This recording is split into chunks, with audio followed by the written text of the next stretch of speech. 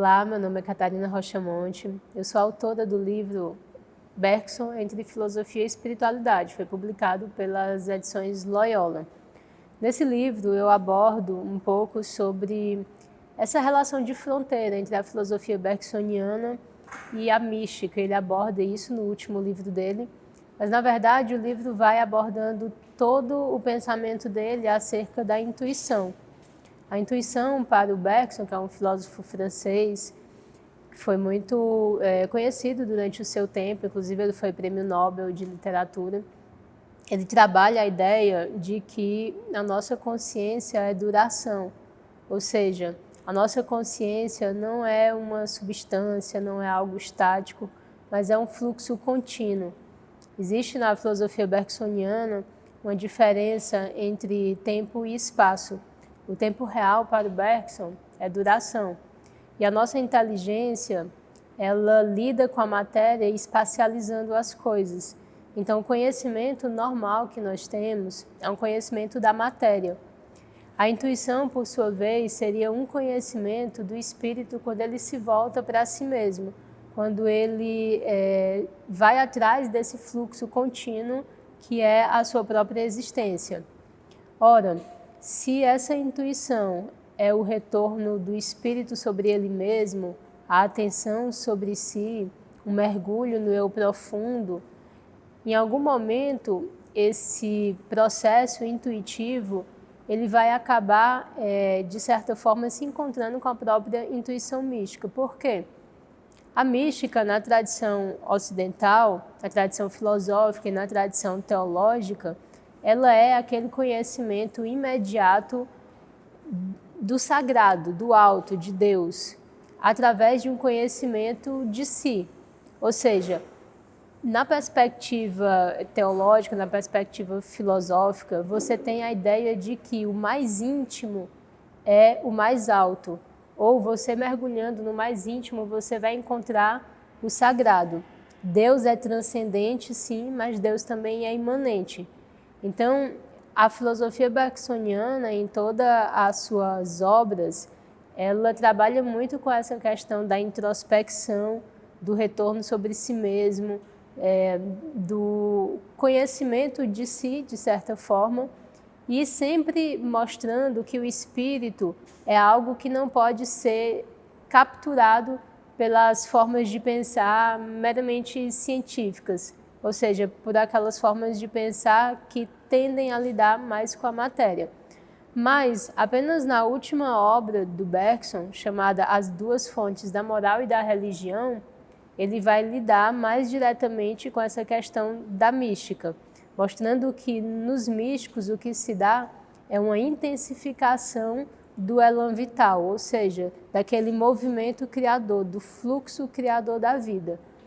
Eu vou abordar isso, eu abordo isso no congresso, no CONUPS 2025, através de um texto, de um artigo de uma grande estudiosa da mística, chamada Eveline Underhill. Ela escreveu um texto chamado Bergson e os Místicos, onde ela vai mostrar como a filosofia bergsoniana é rica e profícua para entender a mística.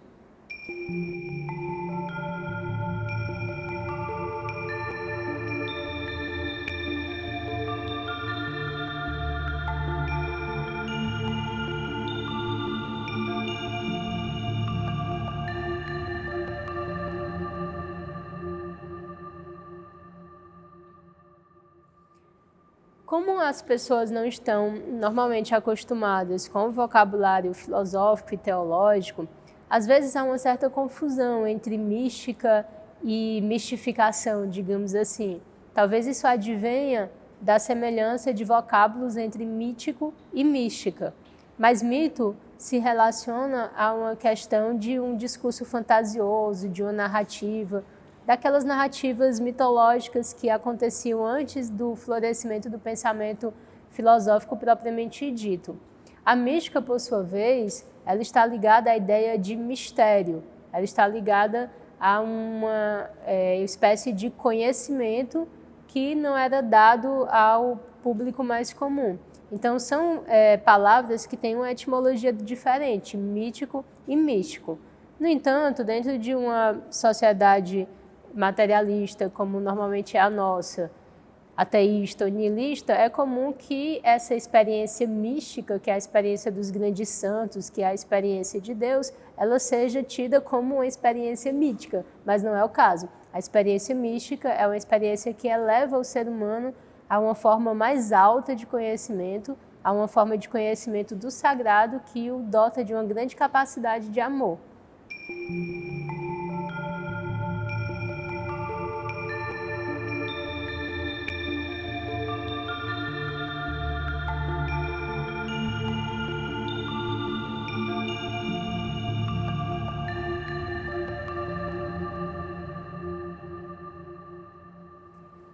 Existem muitas correntes dentro da filosofia. A filosofia antiga, ela pode ser entendida assim como espiritualidade. Existe um autor que eu gosto muito, chamado Pierre Hadot, que ele trabalha essa ideia de que a filosofia antiga, ela é um trabalho do sujeito sobre si mesmo, é uma transformação do sujeito. Mas há muitas tendências filosóficas que tendem para um materialismo, que tendem para um ateísmo, principalmente essas correntes mais contemporâneas. Há também um afunilamento muito grande na filosofia em direção à filosofia da linguagem, e nisso a filosofia foi perdendo a sua característica inicial, que era a sua característica do autoconhecimento e da autotransformação. Se nós nos remetermos a Sócrates, que é o pai da filosofia, digamos assim, onde estava o princípio, né, de toda essa reflexão ética ocidental, Sócrates era moldado, a sua filosofia era toda voltada para essa ideia do autoconhecimento. Ele trouxe para si aquela mensagem do Pórtico de Delfos, conhece-te a ti mesmo.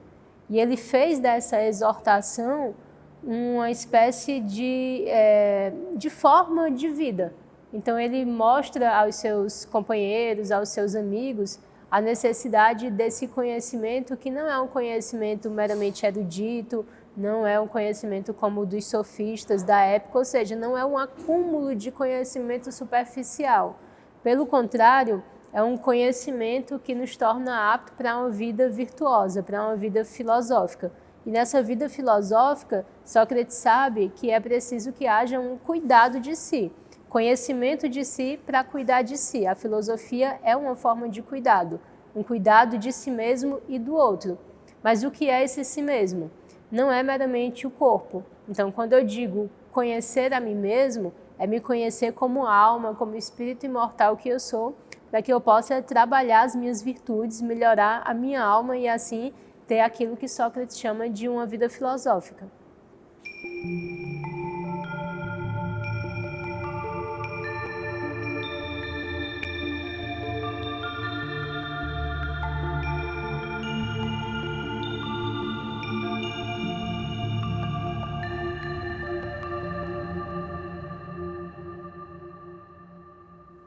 Eu sempre lidei com a filosofia de uma maneira existencial, ou seja, a minha busca em relação à filosofia era uma busca existencial. Eu buscava o sentido da vida, eu buscava entender as questões que nos incomodam mesmo, o que é o ser humano, o que é a vida, o que é a morte, todas essas questões elas sempre me inquietaram. Então a minha busca com a filosofia é também a minha busca por espiritualidade. Eu venho de uma família tradicionalmente católica. Em um determinado momento da minha vida, eu aderi ao espiritismo, por conta de processos psicológicos que aconteceram também comigo e até por conhecimento da própria doutrina. E eu tenho essa vinculação, a minha religião é a religião espírita, mas a filosofia também faz parte da minha espiritualidade. Da mesma forma, eu também tenho uma prática com yoga, eu tenho muita simpatia em relação ao pensamento oriental, às práticas de meditação. Não deixa de ser uma forma de ascese. A gente tem que entender que o Ocidente ele se caracterizou muito por um desenvolvimento da técnica, por um desenvolvimento material.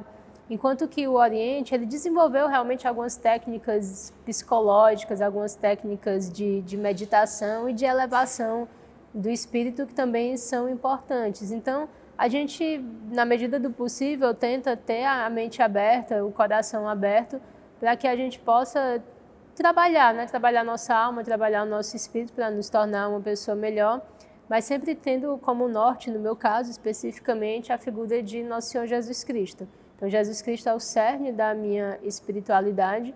Eu tenho agora uma pesquisa que eu estou desenvolvendo sobre os místicos cristãos no meu pós-doutorado.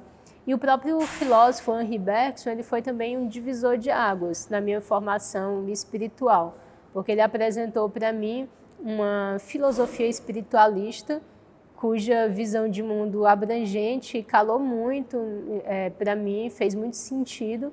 Então, a minha formação espiritual, ela passa por tudo isso, por todos esses grandes pensadores da filosofia que mostram com profundidade esses aspectos religiosos e do ser humano, e também essas outras vertentes da religião, mas sempre tendo como a minha fé principal, o norte da minha conduta, a figura de Jesus Cristo.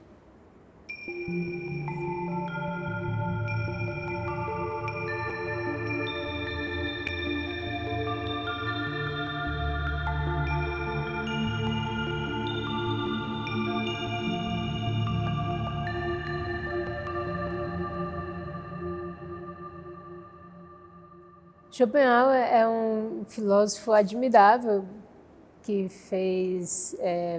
causou muito impacto assim, na minha vida, apesar de que é um filósofo pessimista, ateu, e aí às vezes as pessoas não conseguem entender como alguém, né, que é cristã e que tem essa busca, né, espiritual como eu pode ter tido essa admiração. Eu não apenas tive uma admiração por Schopenhauer, como eu continuo tendo. A filosofia de Schopenhauer ela é uma mistura da perspectiva kantiana, platônica e da filosofia hindu. É através dessa junção dessas grandes visões de mundo que o Schopenhauer elabora o pensamento principal do mundo como vontade, como representação. Para o Schopenhauer, o mundo é a afirmação de uma vontade, é a manifestação de uma vontade. Isso faz com que o mundo seja inevitavelmente marcado pelo sofrimento, porque a vontade é algo que quer indefinidamente. No ser humano, ela se manifesta como o desejo. Esse desejo ele não tem fim, então existe um pêndulo entre o desejo e o tédio. Você tem um desejo, você realiza, vem um tédio, um novo desejo. Então essa vontade que se afirma no mundo, ela traz muito sofrimento. E para o Schopenhauer, o movimento de libertação, digamos assim, desse sofrimento causado pela vontade seria uma ascese.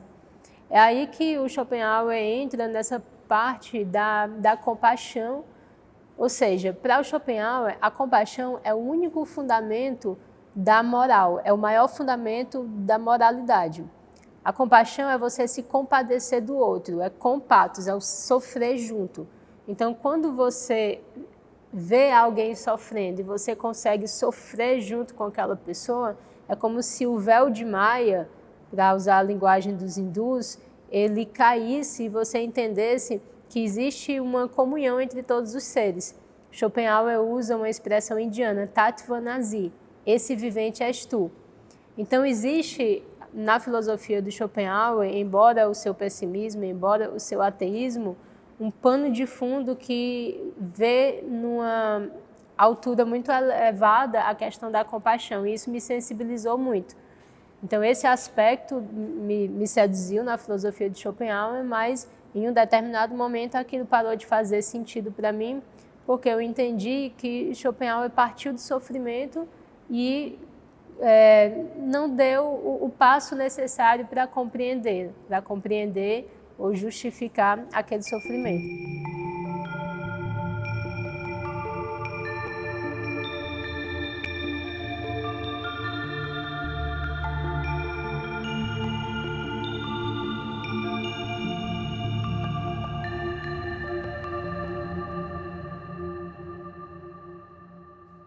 O místico como adolescente do infinito é uma metáfora utilizada pela Eveline Underhill em um artigo dela chamado Bergson e os Místicos. A Eveline Underhill é uma estudiosa, uma escritora britânica que foi muito conceituada na época dela.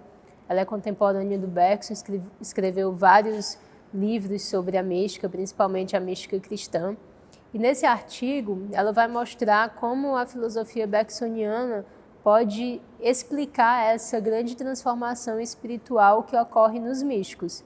Então, como a intuição para o Bergson é o espírito voltando para si mesmo, esse mergulho naquilo que o Bergson chama de eu profundo, para Eveline Underhill, o que se daria nos místicos era uma mudança de direção desse movimento. Ou seja, normalmente a nossa atenção ela está voltada para fora.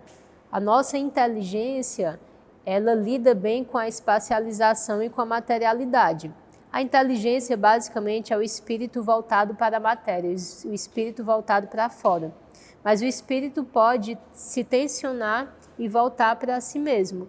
Nesse mergulho sobre si mesmo, você teria a intuição mística. E o Bergson também, ele vai nos mostrar que existe toda uma profundidade psíquica que está ali pulsando e que nós não nos damos conta. Então, quando nós falávamos de autoconhecimento, temos que entender que o nosso si mesmo ele é muito profundo. E daí que, quando você faz esse mergulho no seu eu profundo, você passa por muitas transmutações. Então, a metáfora que ela usa do místico como adolescente do infinito é no sentido de dizer que o místico passa por muitas transformações, porque da mesma forma que um adolescente está deixando a infância para trás e ainda não entrou propriamente na vida adulta e passa por todas as crises daquela época, o místico ele está saindo da religião estática para a religião dinâmica. Ele está saindo de uma vida de infância espiritual para uma maturidade espiritual. Ele está saindo do eu superficial para o eu profundo. Então é nesse momento que você tem as visões, que você tem os êxtases, você tem algumas situações que podem ser entendidas como alguma patologia, mas que na verdade faz parte dessa crise de amadurecimento do espírito.